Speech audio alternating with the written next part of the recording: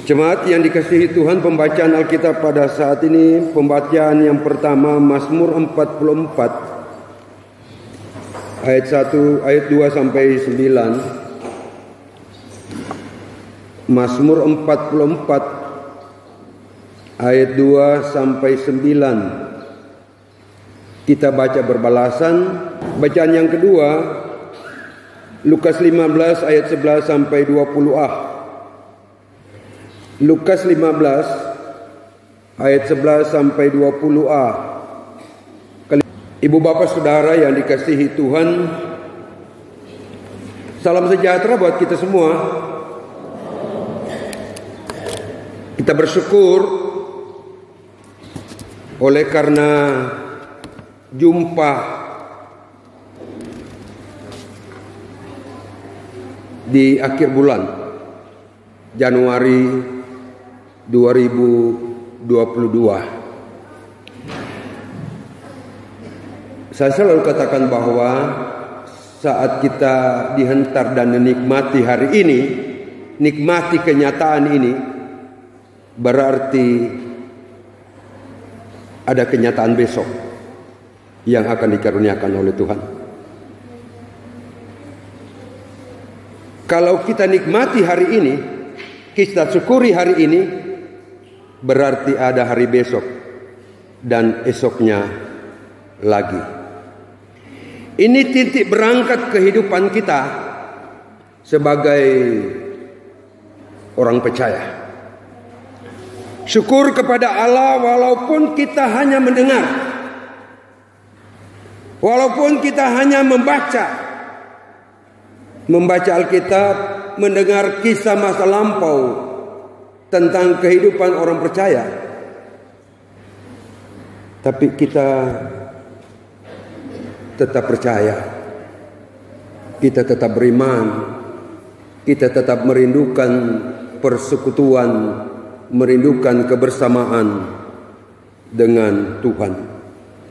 Itu juga yang disampaikan dalam Mazmur 44. Generasi sesudah generasi tua. Jadi ada beberapa generasi dalam kehidupan umat. Ya Allah, dengan telinga kami sendiri telah kami dengar. Nenek moyang kami telah menceritakan kepada kami. Bicara nenek moyang berarti lama sekali kah? Menceritakan pengalaman iman yang mereka alami, menceritakan pengalaman iman kepada anak-anak, kepada cucu generasi muda tentang apa yang dialami di masa lampau kala mereka mengikuti Tuhan, kala mereka percaya kepada Tuhan. Apa pengalaman itu?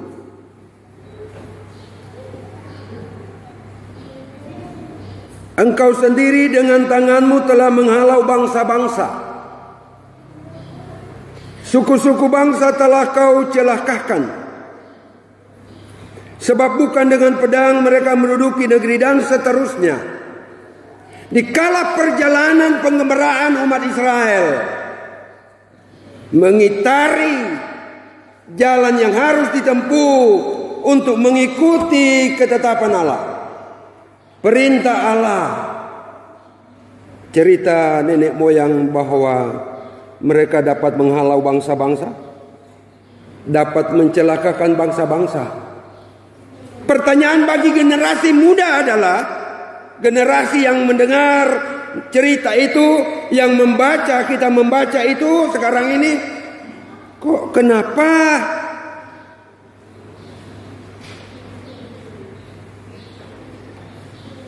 ayat 3 misalnya, engkau sendiri dengan tanganmu telah menghalau bangsa-bangsa. Menghalau bangsa-bangsa yang menghalangi, yang mencobai, yang menghadang perjalanan umat Israel. Dihalau oleh Tuhan, diusir oleh Tuhan, berarti mereka tidak bagus. Tetapi mereka ini kau biarkan bertumbuh. Mengapa bertumbuh? Mengapa berkembang?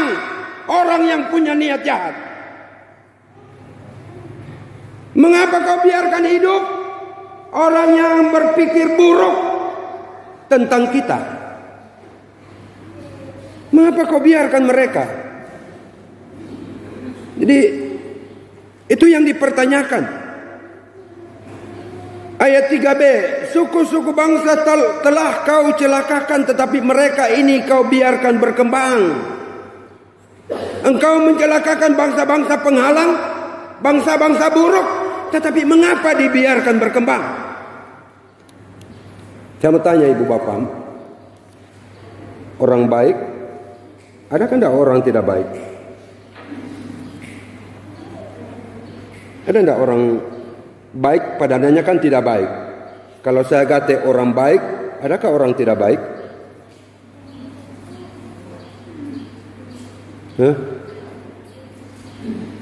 Pihak mapaile atau pihak darai? Ya? Pihak pikiran bagus, pihak piktor. Tahu piktor? Pikiran? Ada tak?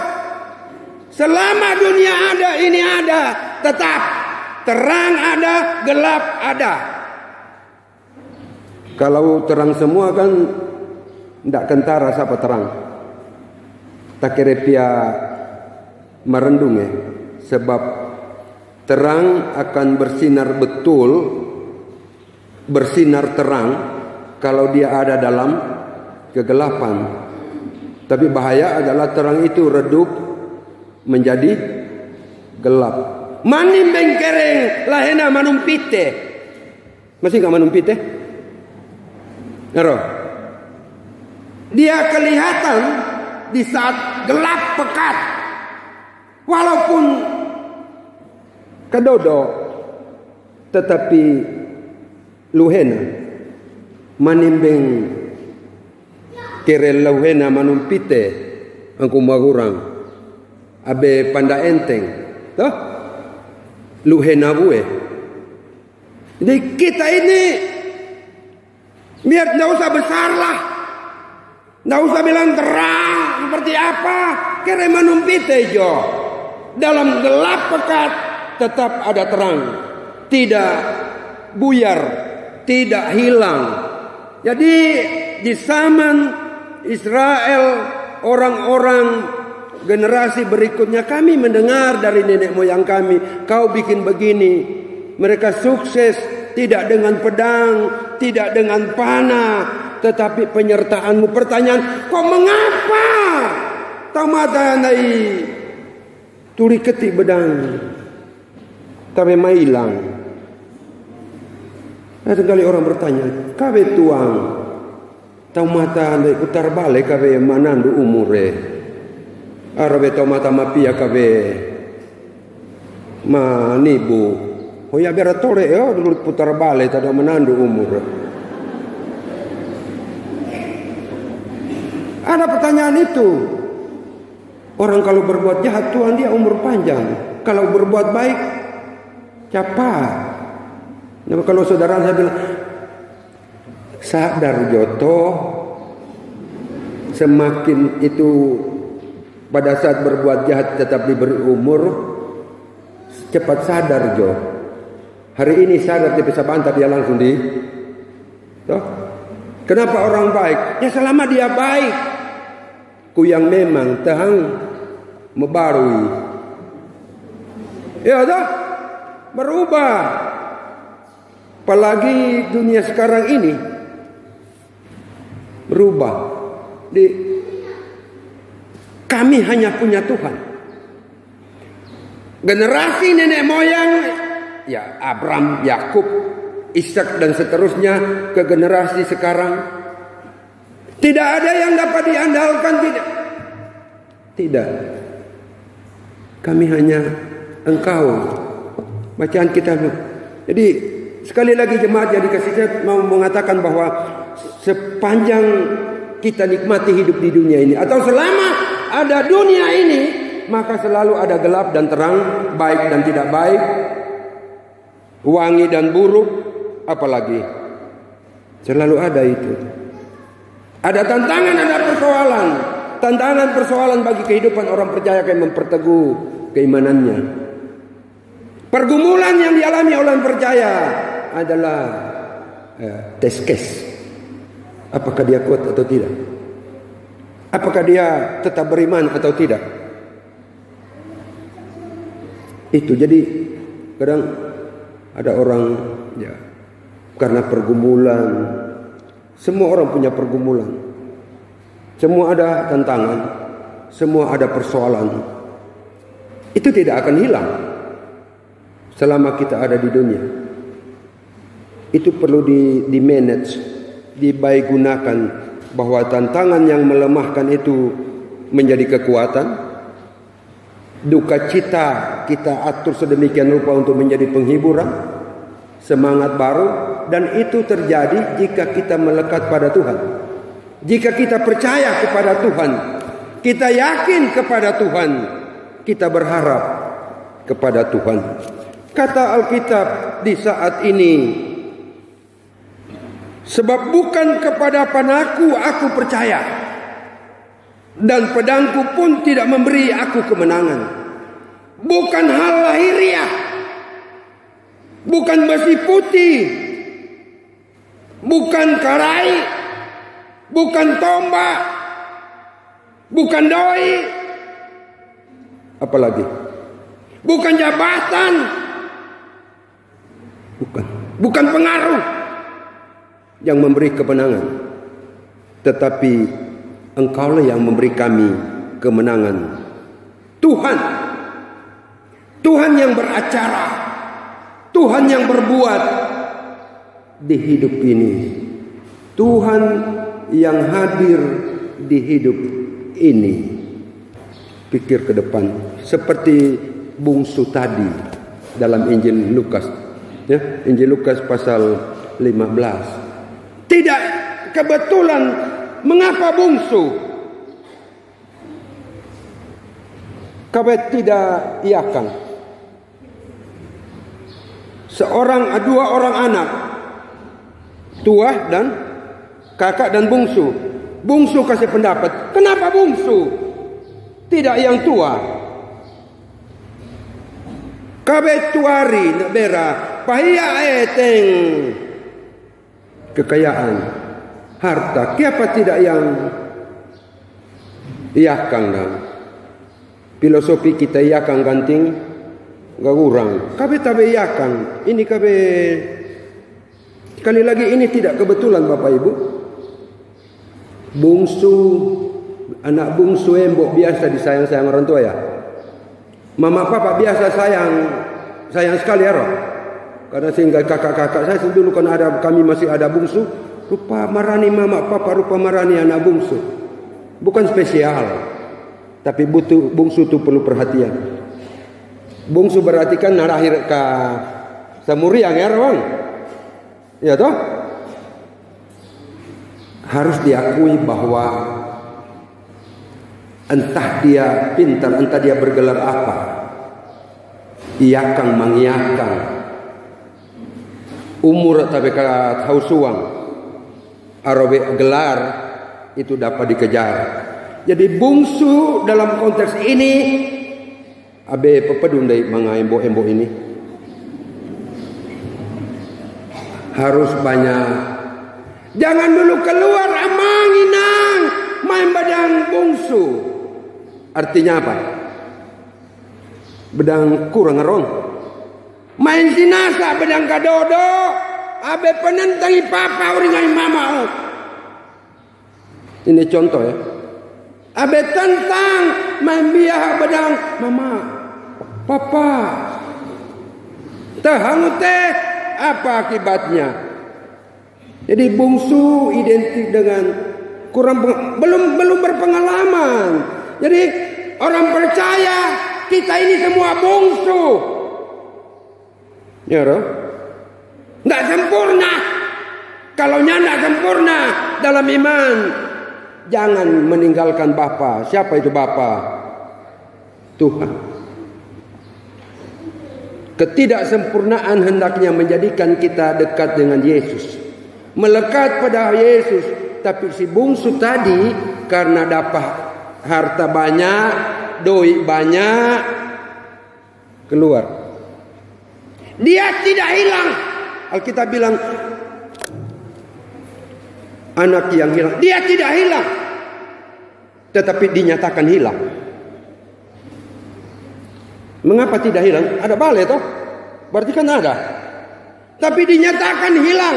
Orang yang keluar dari persekutuan dengan Yesus, out. Tuh, kadang itu orang dari pindah gereja ke gereja itu bikin betah teti. Setelah dinyatakan keluar sudah.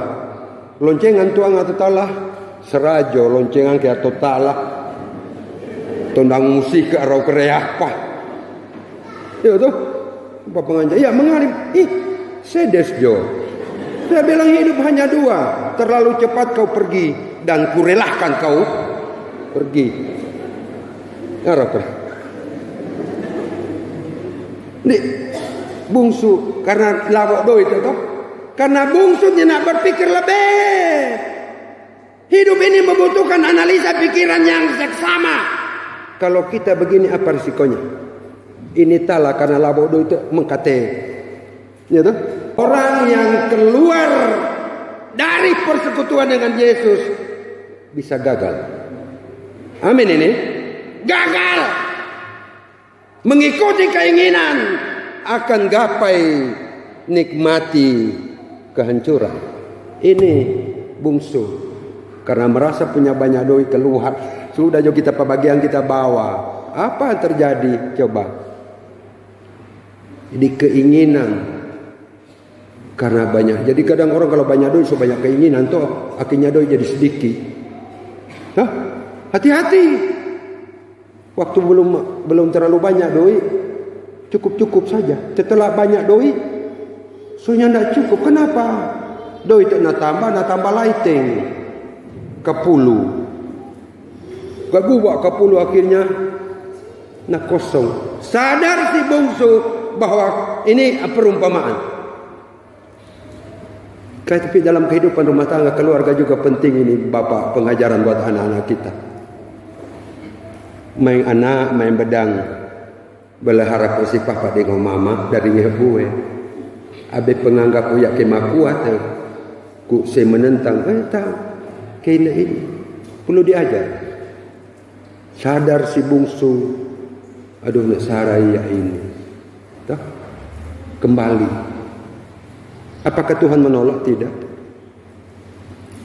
Apakah Yesus menolak orang kembali? Tidak. Dia menyambut. Karena Yesus tahu bahwa kita memang seringkali bersalah. Kita seringkali memang bersalah. Punya kekurangan, kelemahan. Kalau ada salah, minta maaf. Selesai. Kalau ada sungkare, katakan. Nyatakan semua di hadapan Tuhan. Apa keinginan, apa kerinduan, apa harapan. Bilang jo, semua Pak Tuhan. Di rumah tangga keluarga, suami istri kalau ada kerinduan, bilang jo semua Pak Tuhan. Bilang semua. Sebab doa itu tidak mempermalukan. Amin. Doa tidak mempermalukan orang percaya. Sekalipun himpitan, orang menginjak, menada, nonsense. Orang yang berdoa keluar sebagai pemenang. Dia tidak akan kecewa. Dia akan berbahagia.